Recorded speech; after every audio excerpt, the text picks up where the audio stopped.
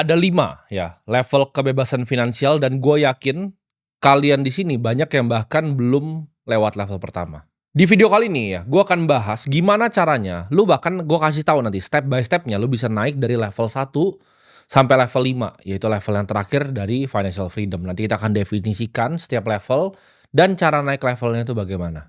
Ini adalah topik yang sebenarnya gue pengen bahas dari dulu, dan ini adalah perjalanan gue pribadi juga, karena gue ibaratnya orang yang pernah ya, mulai di posisi kalian. Gue pernah mulai berada di titik nol ya, gue pernah jualan sedotan di pinggir jalan, sampai sekarang punya aset triliunan. Jadi gue tahu jelas gimana cara naik levelnya dan apa aja yang lo ekspektasikan di setiap level. Level yang pertama ini kita sebutnya survival ya. Survival ini kalian bertahan hidup. Lu cuman mikirin kapan kira-kira bisa dapat gaji ke depan. Ya, jadi kalau kalian hidupnya masih begini, ini masih di era survival. Di sini lu belum bisa menikmati yang namanya hidup, ya. Jadi pikiran lu tuh jarang tenang, jarang kosong. Pikiran lu selalu diisi sama apa? Cicilan. Ya, biasanya cicilan rumah. Gimana ya caranya gue bayar kontrakan bulan depan? Gimana caranya gue bayar cicilan motor? Gimana caranya gue bayar cicilan mobil? Otak lu ini penuh ya dengan jeratan-jeratan finansial dan lu biasanya nggak sabar untuk nunggu, "Oh kapan nih gaji gua kok belum cair ya tanggal segini." Dan banyak yang keliru, banyak yang kira survival ini soal masalah gaji. Gua tahu persis gitu, ada orang yang bahkan punya gaji 50 juta aja dia masih di survival. Kenapa? Karena dia ketika gajinya 50 juta, cicilan rumahnya itu 35 juta gitu, 10 juta cicil mobil, sisa tinggal 5 juta. Ini sama nih, orang yang kayak ini survival sama seperti orang yang gajinya UMR dan survival dengan cara yang sama. Lu harus tahu ya, uang itu ada ilmunya. Dapat uang adalah sebuah game. Orang yang lebih kaya dari lu tuh tahu hal yang lu tidak tahu. Jadi kalau lu masih di era survival ini, lu harus banyak dengerin sama orang yang lebih kaya dari lu. Ibarat di level ini lu tuh nukerin waktu untuk dapetin kepastian. Ya lu cari obat bius yang namanya gaji. Jadi lu ngerasanya nyaman nih. Oke, dengan apa yang gue punya, ya kan kira-kira gue bisa bayar ini cukup, nggak ada sisanya. Di era survival ini biasanya lu susah untuk nabung. Ini sistem perbudakan modern di mana lu dikejar-kejar sama yang namanya riba, ya. Jadi otak lu isinya cuma riba, cicilan ini, cicilan itu, bayar kartu ini, bayar itu. Dan yang fatal di level ini, lu kan nggak punya uang tabungan sama sekali ya. Jadi ini ibarat lu cuman bayar dari waktu ke waktu gitu. Lu bener-bener terperangkap ya di siklus waktu ke waktu. Ketika lu berada di level ini, yang paling fatal adalah hidup itu kadang ngelempar kita hal yang kita nggak sadar gitu. Gue sebutnya hidup kadang ngelemparin kita tai. Ketika hidup ngelemparin kita tai, contohnya, adik lu sakit, orang tua lu, papa lu sakit, nyokap lu sakit, gitu. Apa yang lu bisa lakukan di titik itu? Jawabannya nggak ada, karena lu masih di era survival. Satu kejadian hidup itu ngelemparin tai, karena hidup tuh selalu, ya, ini lu bisa pegang omongan gua, hidup tuh kadang ngelemparin kita tai yang tak terduga. Ketika dilemparin satu tai ke lu bisa bener-bener masuk dalam jurang, ya. Lu udah masih punya tumpukan cicilan, orang tua lu sakit, lu harus ngutang lagi untuk biayain mereka, ini hutangnya jadi tambah besar dan ini akan jadi beban yang luar biasa ke hidup lu. Cuman cukup satu kejadian sial di hidup lu, udah hidup lu selesai. Nah, keluar dari zona survival ini, senjatanya itu cuma 3 ya. Yang pertama, lu harus punya budget. Artinya apa? Lu harus catat dengan jelas. Ini memang tidak gua lakukan di level gua sekarang, tapi zaman gua masih survival, ketika gua awal-awal dapat duit, gua tuh bikin budget dan gua ikuti budget gua. Orang yang punya rencana, itu lebih mungkin nyampe ke tujuannya dibanding orang yang nggak punya rencana sama sekali. Kalian hidup ini tuh butuh rencana, ya, butuh rencana, butuh aksi. Jadi lu bikin budget, lu hitung, ya, gaji saya sekian, pengeluaran saya harus sekian. Saya mau coba sisihkan at least 10% dulu. Jadi ketika lu punya budget ini, lu ikutin budget lu bulan depan. Jangan budget lu itu misalnya untuk makan 2 juta, terus lu kepikiran, "Oh ini karena diajak teman ada 150.000." Jangan. Ikutin budget. Kan lu di level 1 survival. Step 2 ya, lu harus perang secara total sama semua hutang-hutang lu. Ini banyak yang keliru, ketika dia masih survival, dia mau coba untuk berinvestasi. Padahal dia masih punya tumpukan hutang nih, ya. Jadi kalau lu punya hutang, contohnya ada hutang 5 juta nih sama orang A, ada hutang 15 juta nih, kartu kredit, ada hutang 50 juta, ya, misalnya untuk yang lain lagi. Walaupun bunganya paling besar misalnya kartu kredit, lu bukan lunasin yang kartu kredit dulu. Lu lunasin adalah hutang yang paling kecil. Jadi 5 juta dulu, 15, lalu 50, ya. Ini berapapun angkanya, misalnya 3 ada 5, lu selesaikan dari yang paling kecil, ya. Karena secara mentalitas manusia, ketika lu berhasil selesaikan satu hutang, lu kan pede untuk bisa selesaikan hutang yang lain. Jadi step 1 lu harus punya budget, step 2 lu harus perangin hutang-hutang lu.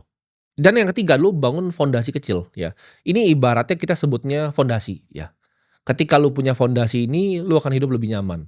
Fondasi ini adalah uang tabungan lu ya. Ini tidak perlu diinvestasikan dulu, at least lu ada 10 juta gitu di tabungan. Angka yang lu nyaman terserah, mau lu misalnya gaji 50 juta, angkanya misalnya 100 juta terserah. Tapi lu harus punya fondasi. Jadi 3, senjata cuma 3. Nggak ada cara lain ya, ini nggak ada cara lain untuk keluar. Lu harus lakukan 3 ini. Ini nggak masalah gaji lu berapa, nggak masalah income lu berapa, ini masalah mindset. Karena banyak orang gajinya 50 juta, kayak gue bilang tadi, dia cicil rumah 30 juta. Dia cicil mobil 10 juta. Uangnya sisa 10 juta, itu udah stres dia abis itu. Setelah lu terapin 3 basic tadi, lu akan naik ya, ke namanya financial stability gitu. Ini level mulai stabil gitu. Lu nggak terlalu ngarep sama gaji kayak bulan ke bulan. Lu nggak terlalu ngarep sama misalnya, oh harus dapat bonus untuk lu bisa bayar sesuatu. Ini zona yang orang bilang kelas menengah gitu kan. Atau biasanya disebut upper middle. Ini orang-orang yang kalian lihat mungkin punya mobil keluarga ya, LCGC, ini datang ke mall, makan di mall. Ini levelnya financial stability. Ini orang-orang yang hidupnya udah ibaratnya stabil nih, kata orang banyak tuh stabil. Tapi ini zona sebenarnya zona tipuan ya. Banyak orang yang nggak sadar mereka masuk ke perangkap di zona ini. Mereka kira mereka udah made it gitu. Di hidup ini mereka udah sukses gitu. Walaupun lu udah nggak bingung nih di zona ini untuk sekedar bayar internet, bayar listrik. Tapi lu itu masih satu kejadian lagi ya, lu balik lagi nih, lu balik ke survival lagi. Jadi satu tai yang dilempar aja lu balik ke survival di era ini. Makanya gue bilang ini zona penipuan gitu. Stabilitas ini fana. Ketakutan lu di sini masih nggak hilang ya. Iya, lu bisa punya baju yang lebih bagus dibanding orang yang di survival. Lu bisa beli tas yang lebih bagus, lu bisa naik mobil sedangkan mereka naik motor. Tapi di zona ini satu kejadian ya, orang tua lu sakit yang cukup serius, lu udah balik ke survival lagi atau bahkan minus lagi lu. Karena kata-kata financial freedom itu banyak sekali dilempar sama orang tanpa mengetahui artinya itu apa. Financial freedom itu bukan tujuan akhir ya, atau kita sebutnya destinasi. Financial freedom itu adalah proses ya, progresi. Jadi pelan-pelan, step by step. Ini zona lu punya dana liquid ya, dana yang bisa dicairin besok itu sekitar 6-12 bulan nih dari pengeluaran lu. Lu belum kaya, tapi lu udah nggak stres soal uang setiap hari. Apa yang lu harus lakukan ya kan, untuk dari stabilitas nih ke level selanjutnya, yaitu gue sebutnya independence. Independence gue akan kategorin ini ya, individual yang punya aset di atas 15 miliar rupiah. Ya. Ini baru independence nih. Jadi ini baru level 3 gitu. Buat yang mikir, oh itu besar sekali gitu. Angkanya datang dari mana? Simple, itu adalah high net worth individual ya. 1 juta dolar walaupun sekarang 16 sekian miliar gue tahu. Cuman gue akan pakai biar gampang 15 miliar. Dengan 15 miliar ya, lu tarik 4% dari itu, lu bisa hidup 60 juta rupiah per bulan. Sampai selamanya, sampai kiamat. Itu gak akan pernah habis karena lu bisa taruh di aset yang berbunga 7% lalu lu tarik 4%. Ini menurut gua, ini financial independence. Ini adalah level yang lu biasanya melihat orang punya rumah yang lumayan oke ya. Biasanya mereka mulai nyaman ya kan, mobilnya udah mulai Alphard, mungkin BMW seri 3. Ini di level financial independence gitu. Gimana cara dari lu financial stability ke financial independence? Senjatanya apa aja? Lu harus punya mindset yang berubah ya. Di sini lu harus menjadi seorang investor. Artinya apa? Mindset lu bukan lagi menabung, tapi mindset lu adalah compounder. Bagaimana caranya saya bisa compound uang saya? Nah ini senjata yang gue pakai pribadi nih. Ketika gue dari stability ya, waktu itu umur belasan, mungkin 17-an, ke independence. Strategi yang gue pakai adalah ini, simple. Ya. Jadi gue ubah mindsetnya ke compounder. Semua uang yang gue dapatkan itu harus gue compound untuk mendapatkan 15% ke atas. Di sini harus agresif gitu. Ini momen dimana lu ngubah struktur aset jadi agresif. Artinya apa? Lu harus cari beberapa aset kelas yang lu paham betul ya, 3 mungkin ya, 1, 2, 3 cukup. Yang kira-kira returnnya, CAGR-nya, compound annual growth rate-nya itu di atas 15%. Contohnya, 1 Bitcoin, 2 misalnya Nasdaq, 3 misalnya emerging market index, atau misalnya Indonesia lu punya saham BCA. Jadi lu udah harus belajar tentang capital market ya, ketika lu mau naik dari stability ke financial independence. Lu dari sebelum punya 15M ke 15M itu harus pakai cara ini. Dan senjata kedua adalah savings rate. Ini yang banyak orang susah. Ketika income-nya 50 juta sama 100 juta, karena CAGR tadi itu susah diatur. Maksudnya apa? Ini kalian pasti kalau udah lama di market kalian paham. Ketika lu beli Bitcoin, beli BCA tadi ya, lu punya cash juga, lu punya gold, lu punya yang lain. Lu dan gua, return-nya itu nggak akan terlalu jauh berbeda, ya. Tapi yang lu bisa atur itu bukan return-nya, lu bisa atur adalah jumlah uang yang ditabung dan jangka waktunya. Karena rumusnya kan sederhana ya, lu butuh berapa uang yang ditabung, lu butuh jangka waktunya, dan lu butuh persenan gain-nya. Persenan gain ini susah diotak-atik, ya. Yang bisa lu otak-atik adalah savings rate dan waktunya. Jadi ketika savings rate-nya lu bisa naikin sampai 80%, jadi 50 sampai 80 nih, agresif, hyper agresif. Lu punya dapat income 100 juta, 80 juta itu harus sudah di compound. Dan ini harus dilakukan dengan waktu yang semudah-mudahnya umurnya. Kalau lu mau nyampainya cepat. Karena banyak orang yang nyampe sini ya, independence tuh umurnya udah 50, udah 60, udah 70. Lu mau ngapain jalan-jalan umur 70 tahun, ya kan? Jadi lu harus punya 3 step untuk capai sini ya. Satu adalah rencana. Target angka yang jelas. Angkanya mau berapa? Gue kasih tahu ke lu angkanya 15 miliar. Ya mungkin di masa depan akan berubah, tapi untuk masa ini 15 miliar. Kedua, lu harus punya aset kelas yang jelas. Ya. 3, lu harus serang pakai savings rate. Itu udah gak ada cara lain. Ya. Itu lu akan nyampai ke financial independence. Ini level yang banyak dicapai dengan orang yang biasa bekerja di perusahaan top. Contohnya seperti perbankan. Ya kan, direksi di bank, gajinya ratusan juta. Dia bisa savings rate agresif, dia investasi agresif juga. Ini bisa juga dicapai dengan lu jadi pengusaha, biasanya di level 50 sampai 100 karyawan. Lu bisa aman sampai tua ya di level ini. Lu nggak perlu kerja sehari pun di hidup lu. Lu bisa travel sama keluarga lu 2-3 kali, ya udah bisa jalan-jalan ke Eropa ya. Orang ngeliat lu udah jadi orang kaya ya. Kalau di Indonesia orang ngeliatnya udah orang kaya. Tapi di level ini pun ini belum financial freedom. Makanya kata-kata yang gua pakai itu bukan financial freedom. Tapi financial independence, lu merdeka ya, secara finansial lu bebas gitu. Di Indonesia ada sekitar mungkin datanya terakhir gua lihat ini gua mungkin salah gitu. Terakhir gua ingat itu 180.000 ya kan. Nah, ini mungkin datanya terakhir gua ingat ini udah lama ya, sekitar 2 tahun lalu ya, angkanya ada 180.000 orang yang dilabeli oleh bank itu high net worth individual. Jadi HNWI, aset di atas 15 miliar plus, liquid ya. Itu mungkin sekitar ada 180.000 orang di negara ini yang terdiri dari berapa? 283 juta penduduk ya.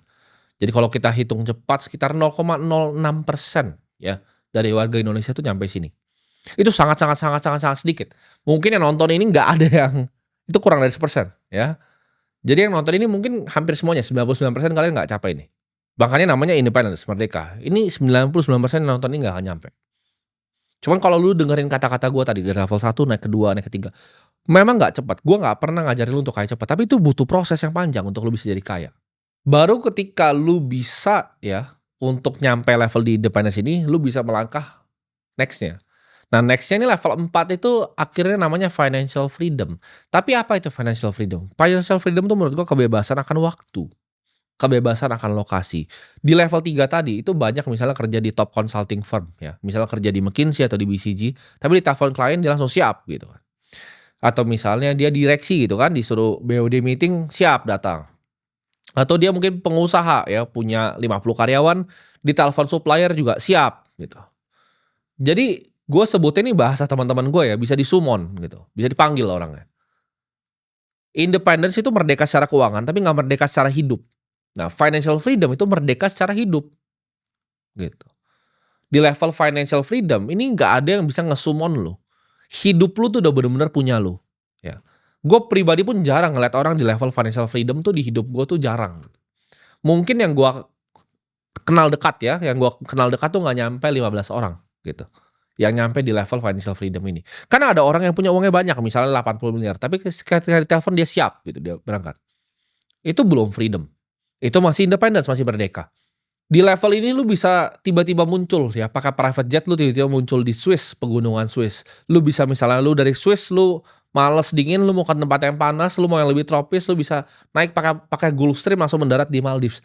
Ini level financial freedom gitu. Independence tadi nggak bisa gitu. Dia nggak bisa spending 1 miliar sekali terbang. Uangnya habis. Untuk bisa masuk ke tahap ini ya, itu dibutuhkan menurut gua 150 miliar liquid. Nah ini buat lu semua di sini mungkin gak akan ada yang pernah nyampe gitu. Ya mungkin nonton ini kita 30 tahun ke depan ada 10, mungkin 15 orang. Tapi kebanyakan dari lu gak akan pernah nyampe level ini. Ini adalah Di mana orang udah minta untuk waktu lu. Hidup lu tuh udah jadi kayak seni ya. Gue achieve ini mungkin sekitar gue umur 22 tahun ya. Di mana gue udah bener bebas, gue suka kemana pun yang gue mau, gue bisa lakukan apapun yang gue mau. Nah di level financial freedom ini, kehidupan lu tuh udah nggak beda sama triliuner. Ini gue ngomong dari yang waktu itu udah pernah di level ini dan di level sekarang. Itu nggak ada bedanya. Jadi secara lifestyle gue udah bisa makan di restoran yang sama, gue udah bisa makan di tempat yang sama, gue udah bisa beli mobil apapun yang gue mau gitu. Ya mungkin waktu itu belum bisa beli Sena sih gitu. Cuman beberapa mobil ya gue udah bisa beli lah. Jadi sama triliuner tuh lifestyle-nya udah beda tipis ya. Ini adalah level yang gue sebutnya surga. Level 4 ini ya, financial freedom ini surga. Karena lu bebas di sini, lu bisa ngapain aja ya.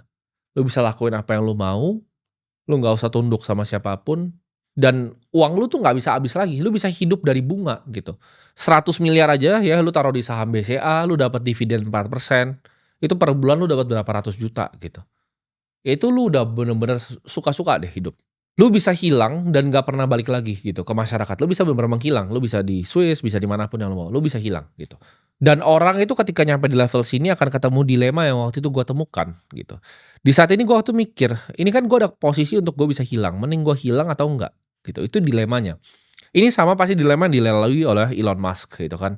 Kita ngomong Jeff Bezos dan lain-lain. Itu dilema yang mereka hadapi. Ketika sudah nyampe level financial freedom ini, what's next gitu.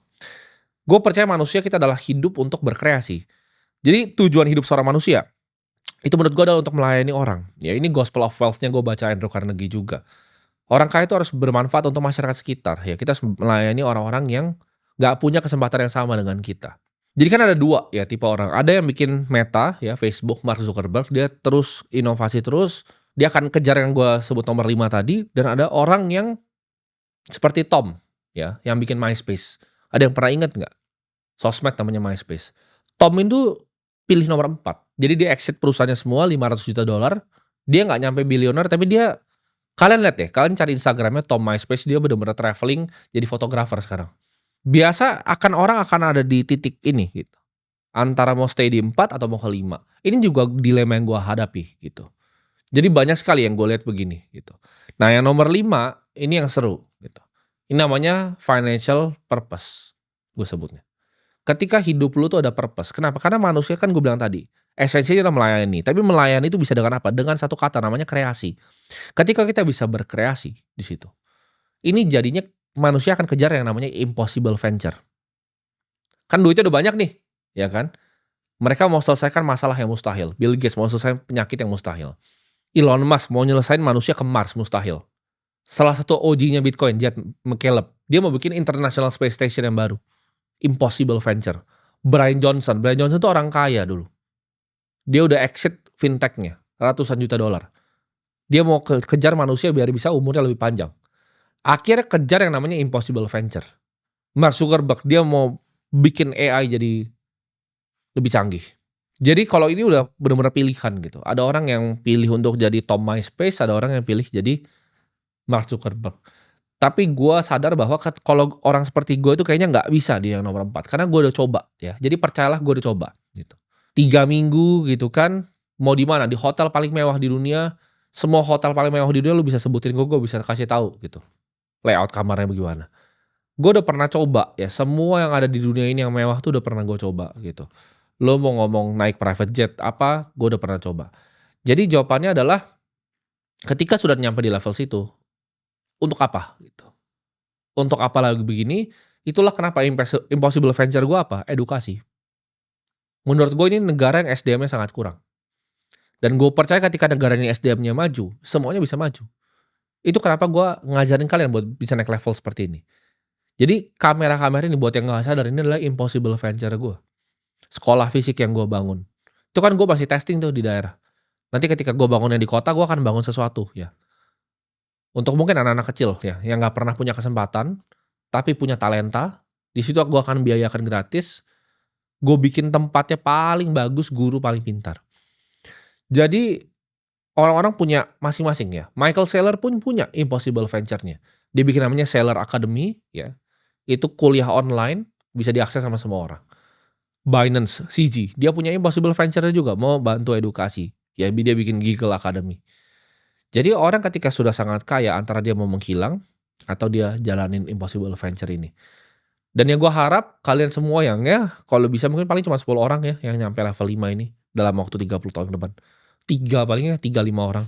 Gue pengen kalian jadi orang yang bisa kejar impossible venture yang nantinya bisa merubah dunia. Gue nggak tahu kalian bikin mungkin orbital solar di atas gitu kan, atau bikin sesuatu penemuan-penemuan baru, penemuan energi yang baru. Tapi ya gue harap kalian semua yang bermanfaat di sini bisa jadi pelayan gitu.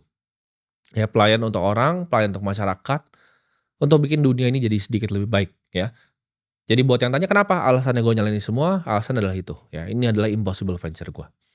Jadi itu adalah 5 level ya kebebasan finansial. Itu gue kasih layoutnya detail tuh ya. 1 ngapain, 2 ngapain, 3 ngapain, 4 ngapain, 5 ngapain. Lu ikutin itu, lu dengerin itu, lu gak usah dengerin orang lain ya. Gak usah pernah dengerin financial influencer yang lain. Kadang gak ada ya di Indonesia ini, ibaratnya influencer yang punya duit segua tuh gak ada. Lu tutup aja semuanya kan itu semuanya sampah gitu. Lu dengerin video ini aja, lu ulang seumur hidup lu gitu. Bulan depan lu ulang lagi video yang ini aja yang sama. Gue yakin lu akan nyampe ke level 3, hopefully mungkin ya level 4, karena level 3 aja cuma 0,06 kayak gue bilang tadi. Chance-nya kecil, tapi mungkin, bukan gak mungkin, mungkin ya. Jadi sampai jumpa di puncak gunung.